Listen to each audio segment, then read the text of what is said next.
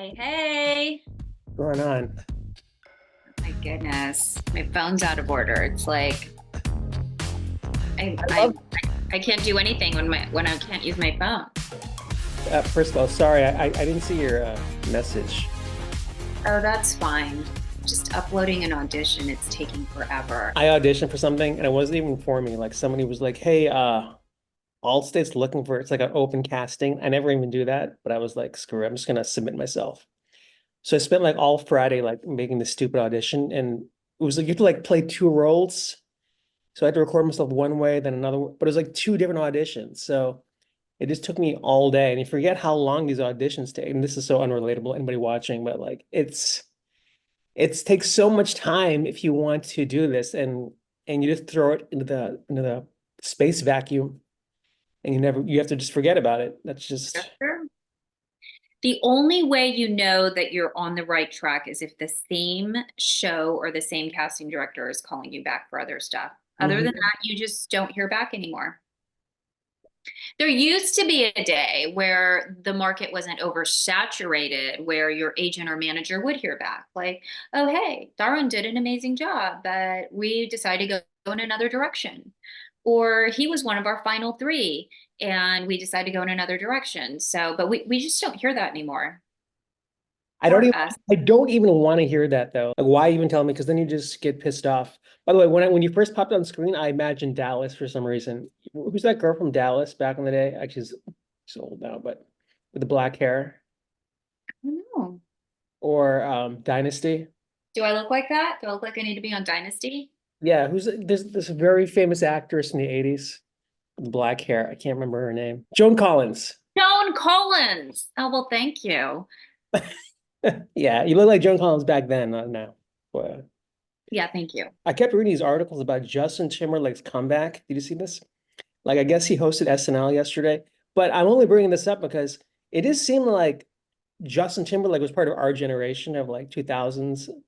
And they were like, oh, this middle-aged guy's trying to make a comeback. And I was like, oh my God, how fast does time move? But Where, he's middle-aged. yeah, he's Is middle-aged and he's How considered, old is he? How old is Justin Timberlake? it's got to be what, 40 something, right? Perhaps. He's a dad, right? I don't know, maybe. I think so. Do you think having a family makes you more well-balanced to be in showbiz? Ooh, that's a good question. I absolutely think it does. If you're an actor, yeah, because now you've opened yourself up to this whole new world of emotions and things that you can go into and grab from. So, yes, any life experience, having a family, having loss, traveling makes you better in the entertainment industry as an actor. I think that musicians, if they're on a roll and they stop to have a family, some of them have just fallen off the planet by doing that. Did you ever date any famous musicians? I Did I date a famous musician? No. I was in a Justin Timberlake music video though. Was he nice? Huh? He was very nice, very professional. Um, yeah, it was a long day. Music videos are hard work. Did he force you to get an abortion like he did the Britney Spears? No, unfortunately, I wasn't that gal. Did Um, he force Britney Spears to get an abortion? Is that what well, she said? that's what she wrote. Don't quote me on this, but I think she wrote that in her memoir that she got pregnant. And I don't know if she said Justin Timberlake, but I think it's insinuated that it was Justin Timberlake who pressured her to get an abortion. Again, I don't want to be defaming him, but do your own research, Google it if you're watching this. But I think it's something along those lines that kind of just tarnished his squeaky clean Disney image. But you think it was him or her people? Oh, that's what you think tarnished it? Well, it didn't help. I don't think, because Justin Timberlake was a guy from the Disney Channel, right? Yeah, they were all on the Mickey Mouse Club. Him, Christina Aguilera, Britney Spears. Like, yeah, I think like two of the NSYNC guys. The Mickey Mouse Club was they were like on the dance team for that. I guess I wonder what the comparison would be now. Is there still a Mickey Mouse Club?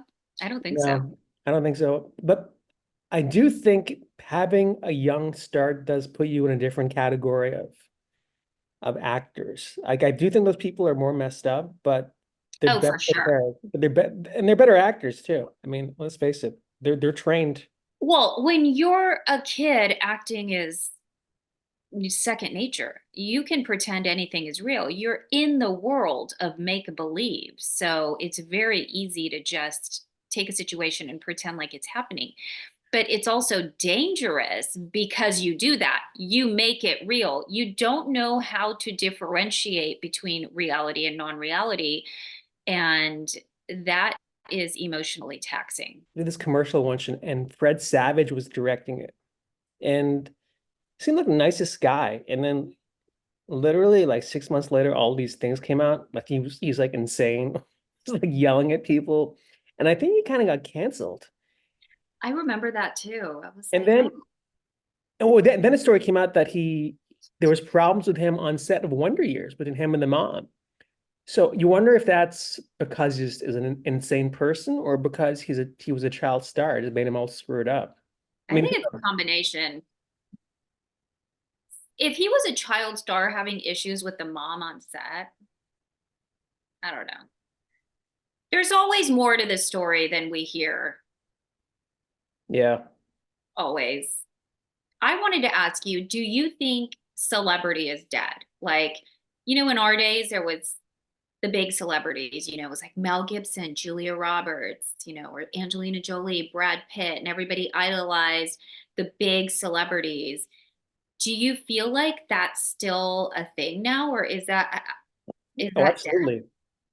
I think there are still major celebrities out there, just few far between. But now it's like mini celebrities within their own world, thanks to YouTube and TikTok. So like you're famous in your own ecosystem. Like I went to Dan Tana's. It's like this fancy restaurant on on Santa Monica. It's such a tight. It's basically like this really exclusive Italian restaurant, but they only pack in like 45, 50 people there. Really small. I don't even know how I got in, honestly. I think I just called and it was just me and a friend. And the guy from Just Shoot Me was there. There was another famous the guy Enzo something, I forget, not David Spade, the actor, the photographer guy in Just Shoot Me. Oh, Anyways, yeah. he was there, like a famous writer was there, and then John Hamm was there. And you could just feel like the energy shifting towards John Hamm because it's so tight. And then as he walked out, everyone was like, "Oh, John Hamm." You could just feel that, like, because he's like an A-list star in Hollywood. So it's such a difference between that and like a YouTube star who I've been around these guys in comedy clubs, but when these A-list guys walk in, you're like, man, that's the guy from that show, which you see, or these Top Gun movie, whatever the hell he's been in, it's like a presence they have, which maybe it's psychological. Do you So, think but do you think that the 20-year-olds were thinking that? Or well, just there weren't any 20-year-olds in the restaurant. It was all people my age. So you're right. Maybe it's not as impressive to them because they grew up on TikTok and cell phones. I don't think they're into celebrities anymore. I think our generation, yeah, Yeah. we're keeping it alive, but I think the younger people are a little annoyed with celebrities. And if you just look at your streamers like Netflix, Amazon, like pop on your streamers, Paramount, there are so many shows and so many movies that how can you be famous? It's like the difference between going to a small high school where there's the popular crowd, right? There's the popular crowd and then the scholastic kids and then the goth kids. But when you enter into a giant high school with Mhm. like thousands, or you get into college, you can't have those cliques. Those cliques don't hold stature. And so the market is so saturated with stars and people on TV. Like there are people on series regular TV shows right now that I wouldn't know if I ran into them Yeah. because I can't get around to watching all the shows. Well, you're right in the sense of this is in 1985 where there's like four networks where you know who like Michael J. Fox is or the Kirk Cameron, Yeah, whoever. that's Like, what I'm saying. Is that dead? I think it is. definitely. I mean, they're not well known, and also TV shows don't last the way they used to when we were growing up. There was like years that go on. Now it's like you're lucky you get two seasons. But Exactly. would you want to be a celebrity, like fame like that? No, I don't think the celebrities want to be. what celebrity brings, because you no longer have a private life and you can no longer just go run an errand. And I think that's why they all end up living in certain cities where they can kind of do that, but then they still can't because there's photographers following them. And I think that kind of life is really hard. And it's hard to raise a family in that kind of life. So I don't know that I would want celebrity status, but I don't mind people being familiar with a body of work that I've done, but But chasing me down the street, like the Kardashian status, no. yeah, they were like next level fame. But isn't that the trade-off between working and making money? Because I feel like you have to be sort of famous to get projects moving, to be in demand. Even if you're not an actor like Kardashians, like they're selling their makeup brands, whatever they're doing. Like it's almost like this, you got to sell your soul to the devil and give up so much of your life to work. Because otherwise you're considered, oh, like Justin Timberlake. He's not on TV. I'm sure, he's trying to get back into the limelight, but you know what I'm saying? There's like this trade-off, like yin and yang thing to it. Yeah, I think there is. And I think at the higher levels, I think there is some sort of, deal that they've made, or inside of them, they've decided, okay, I'm going to give this up for this. Did you feel that in the room when you auditioned? You were like, I'm not gonna get this. I think there was a lot of self-sabotage. In hindsight, I look at how much self-sabotage there really was. I did do that to myself. Isn't that crazy? Like I've done that too in rooms. Like we get in our own way. In fact, I keep telling myself now, I'm like, just don't get in my own way. Like just show up and don't mess us up. But for some reason in our 20s, it's like we can just, that's why you need people. I've read so many bios of people just getting shoehorned into roles. Like they don't even audition where they have the opportunity to get in their own way. They're just kind of just like put like, we're just going to give you this part and then they just figure it out. That's so much easier versus having to go through this rigmarole of auditioning and callbacks. I mean, it sucks. It really sucks. Auditioning is the hardest part of acting and the part that will drain you the fastest. And yeah, I actually like the self-tape situation. And I've had a few auditions now because of the new SAG-AFTRA contracts where they're like, would you rather do a live Zoom, or, you have the option to self-tape or schedule a Zoom time. And I'm like, oh, self-tape. Self-tape all day, baby. Yeah. Why would I do it on Zoom? I don't know. I want to be able to be in my creative space without someone else's energy there necessarily. I'll be in the Zoom room when there's a callback. Yeah, that's fine. Look, I get that. But it's like, in fact, I have my background. You can see in the background. I have the same thing you have. By the way, I think because of you, I have that background because I was expecting to be like auditioning like crazy. So I got that. So now I use that for like my hosting stuff because I host a lot. It works.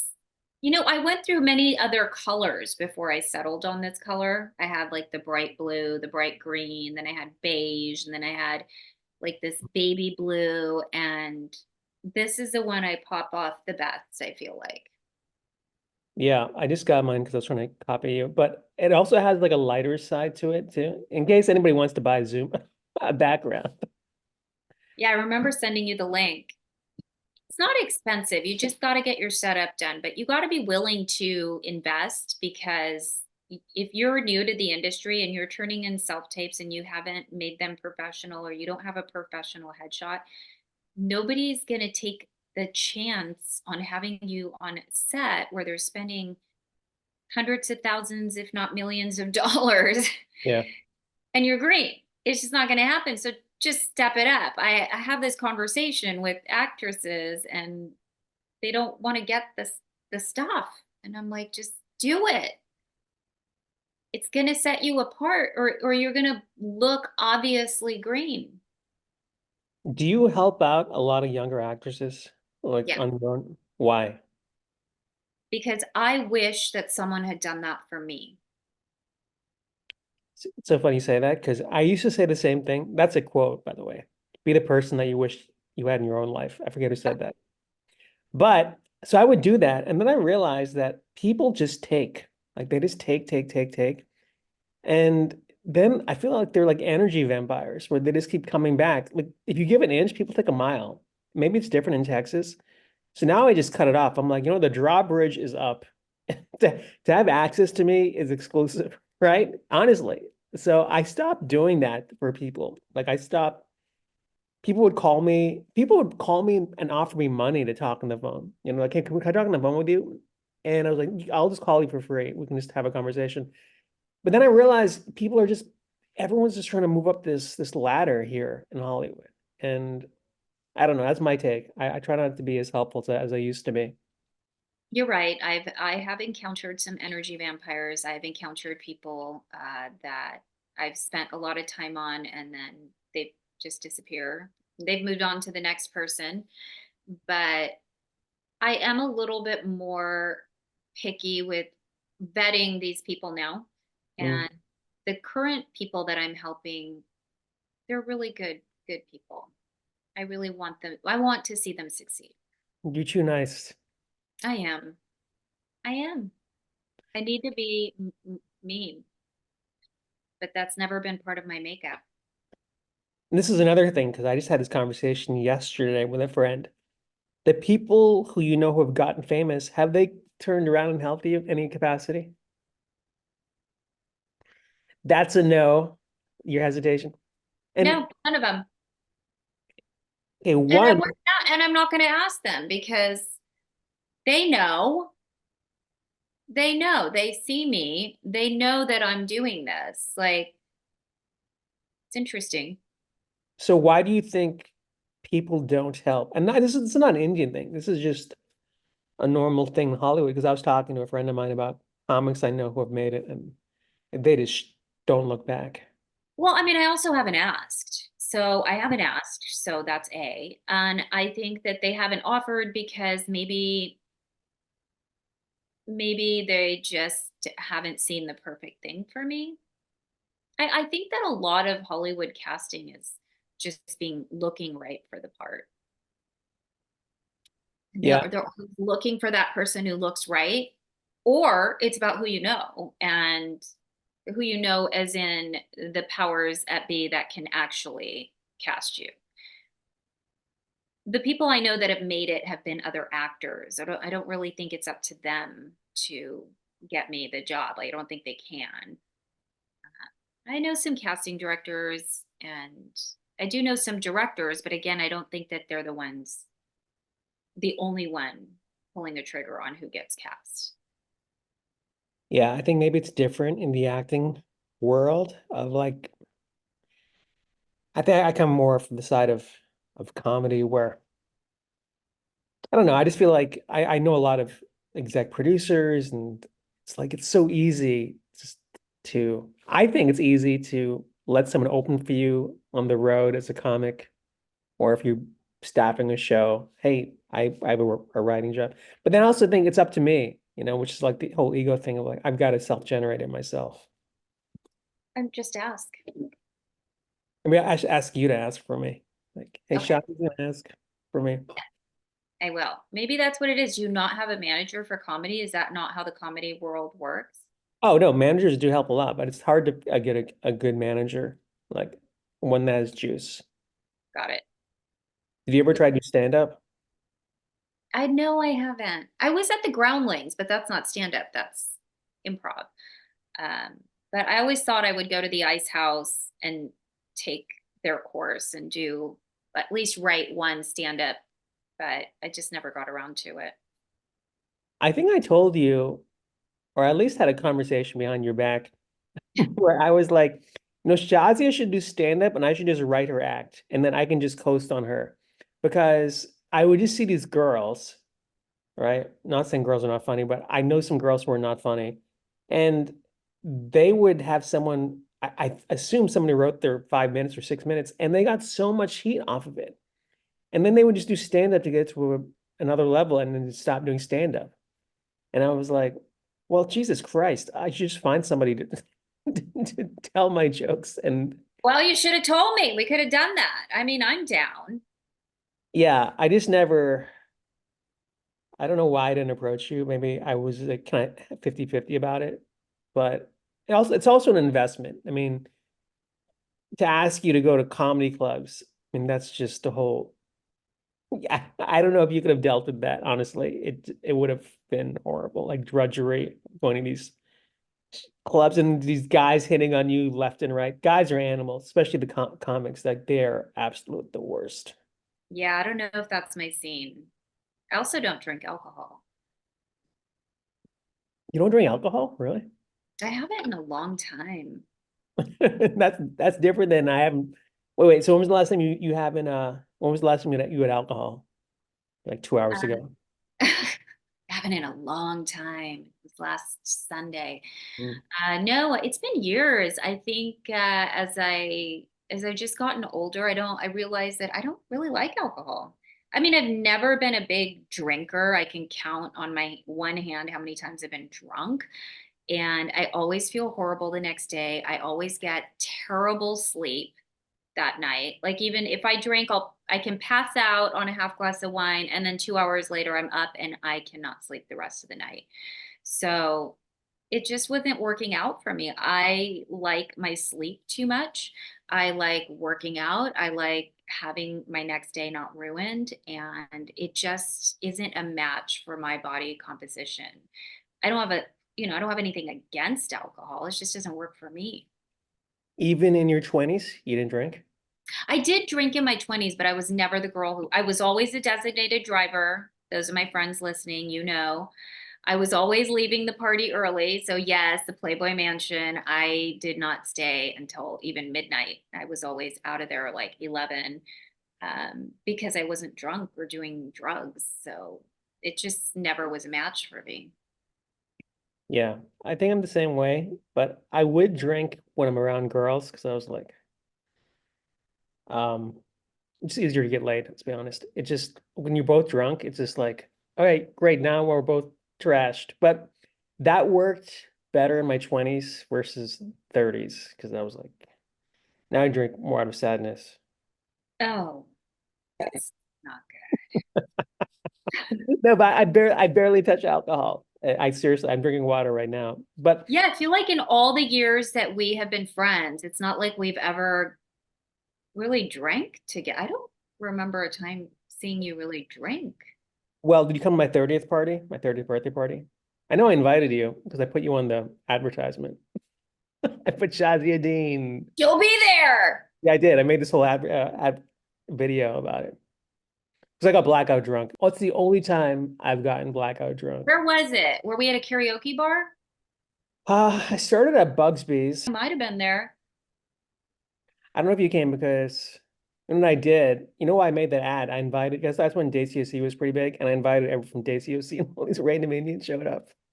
And a lot See? of them, and a lot of them thought you were going to show up. I remember that, and you didn't show up. You might have been busy, I'm but then sorry. that's okay. And then we went from like we just jumped around, and then I just clocked out somewhere on two at Denny's Wow. or something. Yeah, I never saw that. You know what it was? The year, or we're the same age, right? Are Yeah, you? I mean, you're like a little bit, a few You're months. you're older, or Yeah, you're younger than me. yeah. Yeah, that was a rough time for me. I was a little brokenhearted. You want to share what happened? I had a boyfriend who one day left to get an oil change, and I never saw him again. I mean, you told me this. So we call him oil change. He Maybe did he did reach out to me 15 years later. he's like, I finished the oil change. Yeah, yeah, he finally, yeah, the car turned out okay. I I mean, wow, it was rough. It was a really hard breakup, but it made me a better person. So cliche. There had to have been a sign though, right? I mean, leading up to that. Oh yeah, yeah. I mean, not a sign that he was going to leave on an oil change, but a sign that perhaps we would have a conversation and the relationship wasn't going where we both wanted it to go, and that maybe we could part ways and be amicable and still be friends until we found other partners or something like that. That was where I perhaps saw the conversation going. Not, I got to go get an oil change. Okay, I'll make us dinner. I mean, we shared a beautiful home together in Silver Lake, like a tri-level home overlooking the lake, and looked like a restoration hardware pottery barn had exploded inside the home. Like we were living like a married couple. And that was it. He just left. He left all his stuff there. His clothes were hung up in the closet. Did you call the police? I didn't. I called his mom, um, and they let me know he's safe. He's just going through something. They were all very sorry. And I thought, okay, maybe he just needs time and space. And then like a month went by and I moved out. Were you both on the lease, or did you move? Was he on the lease? We were both on the lease, and I let the owner know, and she had been in touch with him. So I left everything half. I did halvesies on everything and took what I would fit in my new apartment and started my life again. See, that's the beginning of like a movie or something. Yeah, yeah. It was crazy. But yeah, he recently got in touch again and apologized. So there's that. Well, I think everybody goes through. You need that to happen at least once. Like, Oh, you must have a broken heart or well, else. also that extreme. Guy, had a girl ghosted me once. She just disappeared. I'm like, what happened? Are you dead?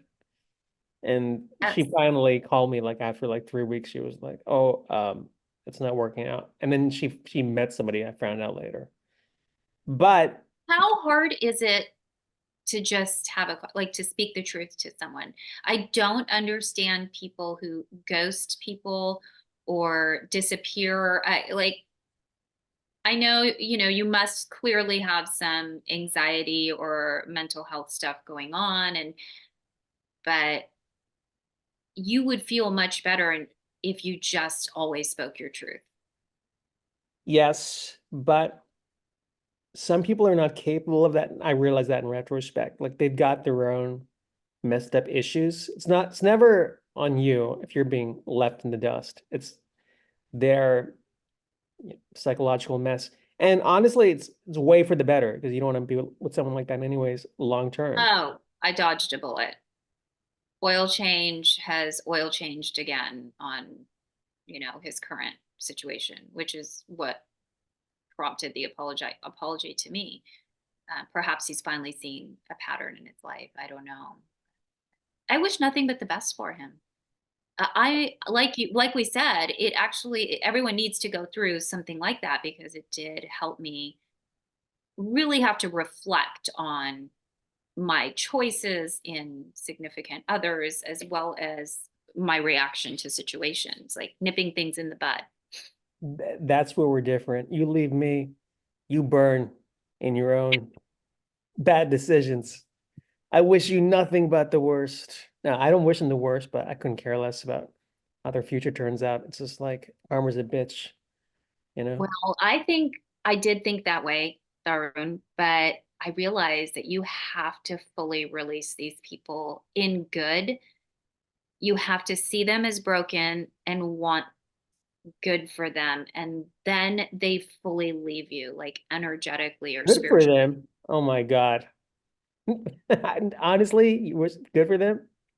Yeah, let me tell you the story of how oil change ended up reaching back out to me. I believe in like objects carrying energies or like you got to clear your house. So I was clearing my closet and I found this ring and I was like, what is this ring?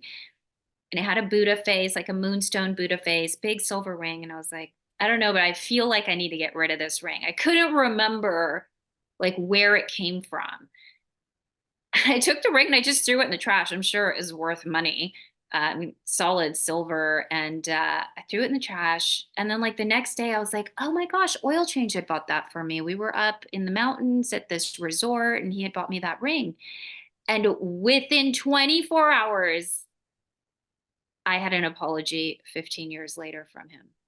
Mm. And I think there was something about the physical act of me throwing away this connection or whatever that ignited something into us connecting. And it was really good because I don't have to hold on to anything. I do really, truly forgive him. And I really, truly wish nothing but the best for him. And I feel at peace doing that. And it gives me back the control.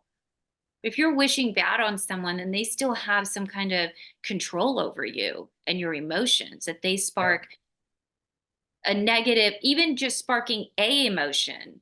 So I'm like, I'm good. I'm clear. Yeah, I mean, they don't have control over me, but they're just erased. It's like they didn't exist. Okay. And I also redirect that into my own work, which is why I feel like I'm very motivated. It's like, well, the time I don't give you, I'm putting into myself. I'm reinvesting it. And again, but I also think that very valuable experiences. That's why, like, when I see like these simp dudes out here in Hollywood, just like putting women on pedestal, I feel like they're wasting their time. I'm like, what are you guys doing? Just put it into yourself. Like, chase excellence. I like that. You should always put the time into yourself first. Yeah, guys or girls, like I'd feel Yeah. like, but then again, look, like you said, you were looking for a husband. I know it's a different thing, biological clock, or a family. Like, look, I'm sitting here Well, with, that's what scared Oil Change. yeah.